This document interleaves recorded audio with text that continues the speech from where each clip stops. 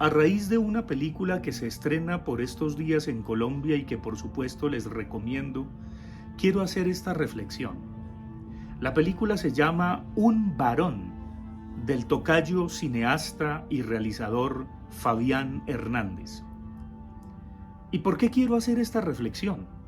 Bueno, de una manera un tanto atrevida, sabiendo que pueden llover truenos, rayos y centellas, que pueden destaparse copas de ira porque un hombre va a hablar de lo que va a hablar. El título de esta pequeña videocolumna es La invención del patriarcado. Y por supuesto, al hablar de invención, el apocalipsis puede llegarme, y al hablar de patriarcado también, porque ¿cómo es que un patriarca se atreve a hablar del patriarcado? La palabra invención proviene del verbo latino invenire, que quiere decir hacer venir lo que está ahí. Y la palabra patriarcado es una noción que proviene de las relaciones de parentesco. A raíz de este título que he elegido, he releído una obra extraordinaria a la cual tuve el honor de asistir a su presentación, La dominación masculina, del célebre sociólogo francés Pierre Bourdieu, quien fuera mi maestro en la Escuela de Altos Estudios en Ciencias Sociales de París. Y es extraordinario repasar los subrayados que hice en esta obra extraordinaria, porque justamente al presentarla, Bourdieu decía que cuando se releen las estructuras elementales del parentesco, es decir, la obra más importante o una de las obras más importantes y connotadas del maestro de Bourdieu, Claude Lévi-Strauss, se concluye que la noción de patriarcado es una invención femenina para llamar a un fenómeno más complejo que cubre, es decir, que comprende tanto a hombres como a mujeres. Sí, la relación de parentesco es la que establece si es a través de la línea patrilineal que se transmite la tradición o la herencia, la bendición patriarcal del Antiguo Testamento, o a través de la línea matrilineal. Y de la misma manera como podemos hablar de patriarcado, podríamos hablar de matriarcado.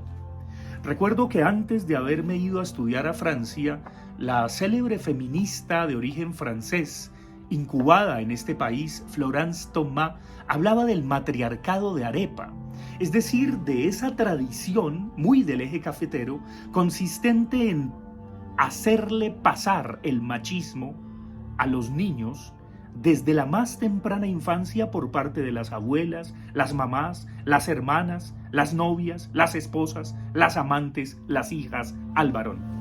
Y cómo efectivamente el machismo lo incuban sobre todo las mujeres. Eso nunca se me olvidará, y ella hablaba del matriarcado de Arepa, y yo ponía un ejemplo, y es que cuando los hombres están viendo un partido de fútbol, llega la esposa o la hermana y le dice, ¿querés un cojín? Y él dice, no mi amor, muchas gracias. Pero se te va a dañar la espalda, no mi amor. ¿Querés un cojín? No, muchas gracias. Y ella le mete el cojín. Un poco como la Virgen María que le dice a Jesús no tienen vino, y de esa manera tan sutil, con su nadadito de perro, hace que Jesús haga el milagro de transformar el agua en vino en las bodas de Caná. Pero sigo acá. Por supuesto, el hombres en la cocina no. El que seamos unos analfabetos y unos ineptos para atender las camas, para cambiar bebés, para cocinar, para lavar, para planchar, no es culpa ni responsabilidad de los hombres. Es culpa y responsabilidad de las mujeres que nos prohibieron eso, porque ellas se atribuyeron ese dominio de lo cultural, del cultivar, para ellas y solo ellas. Felizmente eso ha cambiado. Y cuando uno revisa las oposiciones duales que sirvieron de trabajo de campo a Bourdieu en la sociedad Kabil, de donde él saca esto, y luego lo va a cruzar con múltiples datos del momento, y con una lectura extraordinaria que él hace de las obras completas de Virginia Woolf, evidentemente entendemos que la noción de dominación masculina es más precisa y menos voluntarista para echarle la culpa al hombre del machismo. ¿Qué es la dominación masculina? Pues todas las sociedades están cubiertas por el demonio de la analogía o por el demonio de las oposiciones duales. Siempre está el adentro por oposición al afuera, lo húmedo por oposición a lo caliente, a lo seco. lo frío por oposición a lo caliente. En el intermedio está lo tibio y los tibios de las ballenas. Lo duro por oposición a lo blando, el adentro por oposición al afuera, lo femenino por oposición a lo masculino, la luna por oposición al sol, etcétera, etcétera. Y la dominación masculina consiste en la predominancia o en la preferencia arbitraria por uno de esos dos términos de la relación, por el afuera con respecto al adentro, por lo alto con respecto a lo bajo, por lo seco con respecto a lo húmedo, por lo caliente con respecto a lo frío, por lo duro con respecto a lo blando, por lo abierto con respecto a lo cerrado, por lo masculino con respecto a lo femenino. Y esa preferencia arbitraria, esa predominancia, cubre tanto a hombres como a mujeres. Por supuesto, en las sociedades contemporáneas y desde hace buenas décadas eso está cambiando. Y hay pasajes que van entre lo uno y lo otro, felizmente. Y por supuesto, el machismo, que es usurpar el derecho ajeno, también cambia. Y la mejor oposición al machismo sería el masculinismo. De eso les hablaré en otra oportunidad. Pero Bourdieu en la dominación masculina va a señalar que esa predominancia por el primer término de las relaciones, por lo masculino con respecto a lo femenino, que cubre tanto a hombres como a mujeres, no se transforma de un día para otro, máxime si esto lleva centurias en el caso de Occidente, aunque no siempre fue así, porque investigaciones arqueológicas demuestran que hubo un momento en donde lo femenino priorizó o se priorizó sobre lo masculino, pero esto cambió. Y por supuesto tendríamos que hacer unas reconstrucciones casi prehistóricas para ver cuándo, cómo y dónde se prefirió uno de los dos términos de las oposiciones duales y por qué terminó predominando lo masculino sobre lo femenino y cómo se sufre no solamente la dominación masculina desde el lado de la mujer, sino también desde el lado del hombre. Y eso es lo que fantásticamente nos muestra Fabián Hernández en su película Un varón. Porque no solo es duro y aterrador ser mujer, no solo se siente una persona constreñida asumiendo el arbitrario de la condición femenina, sino también el hombre, teniendo que pararse bien, asumiendo la ridiculez de los hombres. No lloran, no son tiernos, no lavan, no planchan, no cocinan, no se pueden quedar cuidando a los niños, no pueden ser mantenidos, no pueden aceptar que una mujer se les declare o que les rompa la relación, que les termine la relación, etcétera, etcétera, etcétera, etcétera.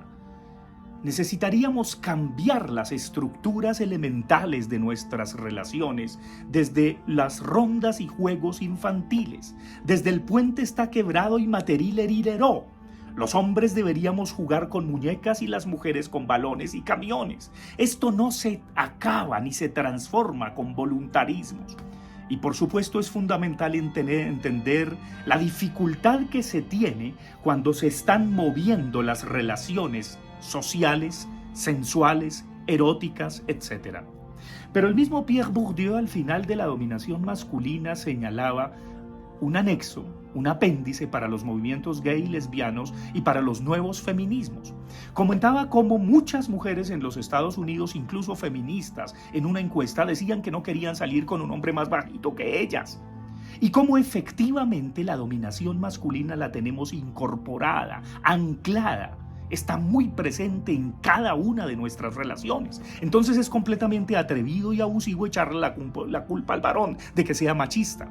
Por supuesto tenemos que transformarnos, pero también las mujeres deben contribuir a esa transformación desde la mamá, la hermana, la novia, la hermana, la amante, la abuela, etcétera, etcétera, porque esto también regula y moldea nuestros deseos.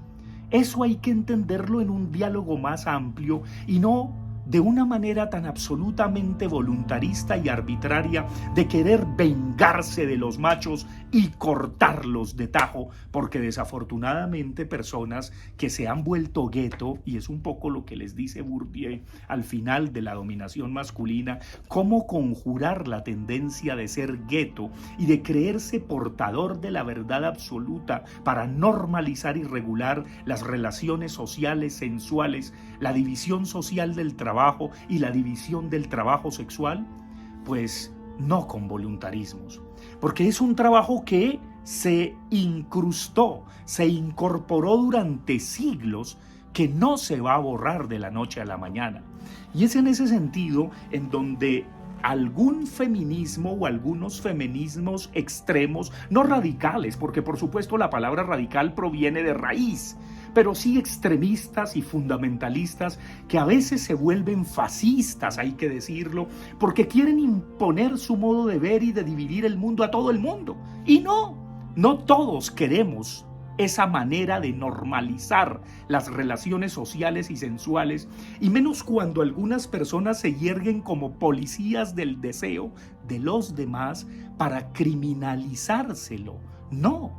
¿Qué tal que los hombres buscáramos en el pasado de las policías del deseo? ¿Acaso no encontraríamos unas perlas bocato di cardinale de personas que inclusive tienen que buscar sexo por Tinder? Bueno, qué sé yo, pero eso los seres humanos en el mundo contemporáneo lo hacemos permanentemente. Quien esté libre de culpas o de vergüenzas en sus relaciones con las dificultades que normalmente se presentan, que tire la primera piedra.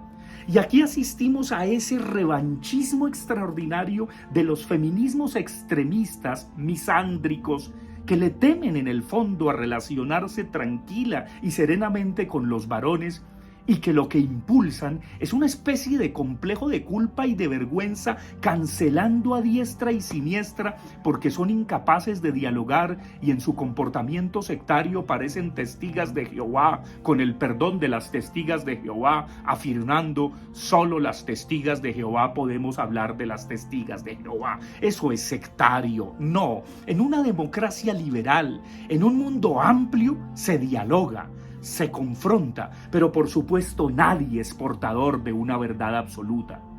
Porque si algo nos comprende a unos y otras es la dominación masculina.